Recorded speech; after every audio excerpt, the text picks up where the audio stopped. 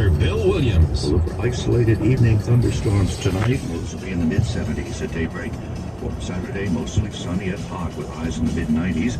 The outlook for Sunday, mostly sunny with isolated afternoon thunderstorms and highs in the lower 90s.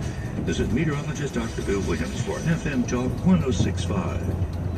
FM Talk 1065, the Gulf Coast Weather Authority.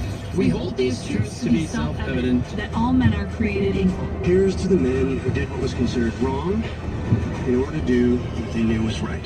Thank you. When in the course of human history, it becomes necessary. The Declaration of Independence, for me, is one of the best pieces of writing I've ever seen. It is Independence Day. Independence Day. Independence Day. Independence Day. Independence Day in the United States of America. Happy Independence Day.